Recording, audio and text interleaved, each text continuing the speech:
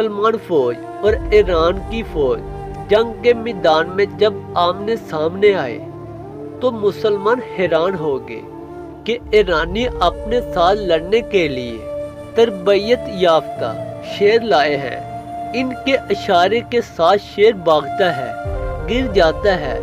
मुसलमानों की फौज में से एक दिल वाला बहादुर आदमी निकला। वो निडर बहादुर मुसलमान एक खौफनाक और नाकाबिल यकीन अतबार से शेर की तरफ भागा। और मेरा ख्याल है तारीख में ऐसा कभी नहीं हुआ कि एक आदमी शिकारी शेर का शिकार करने भागा हो। दोनों फौजें हैरत से देखने लगे।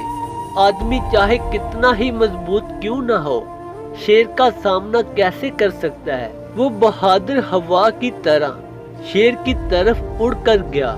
इस बहादुर के सीने में कामल मुसलमान का ईमान और हिम्मत थी, जो खुदा के सिवा किसी से नहीं डरता, बल्कि इसका अकीदा था कि शेर ही इससे डरेगा। फिर इसने अपने शिकार पर शेर की तरह छलांग लगाई और इस पर कई वार किए, यहाँ तक कि इसने इसे मार डाला। ईरानियों के दिलों में खौफ तारी हो गया। वो इन लोगों से कैसे लड़ेंगे जो शेरों से नहीं डरते थे। चनाचा मुसलमानों ने इन्हें जंग के शुरू में ही भगा दिया। सैयद बिन अबी वकास रजी अल्लाह ताला अन्हा इस नौजवान के पास गए और इनका माथा चूमा तो इस जवान ने आजिजी के साथ सैयद रजी अल्लाह ताला अन्हा के कदमों को बोसा दिया और कहा, आपकी शान नहीं है कि मेरा माथा चूमे, बल्कि मैं चूमता हूँ। क्या आप जानते हैं कि वो बहादुर शेर कौन था?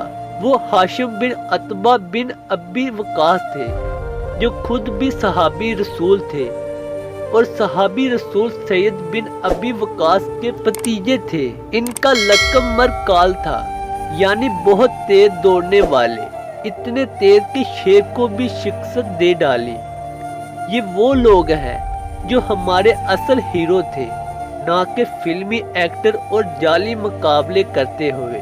हमारी अपनी तारीख बड़ी पड़ी है जिसमें हकीकी बहादुर मौजूद है, लेकिन इन कारनामों को पढ़ने वाले नहीं है।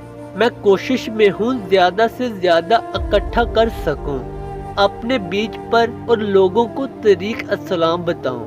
दुआ है कि अल्लाह ताला हम सबको इस पर अमल करने की तौफीक अता फरमाए।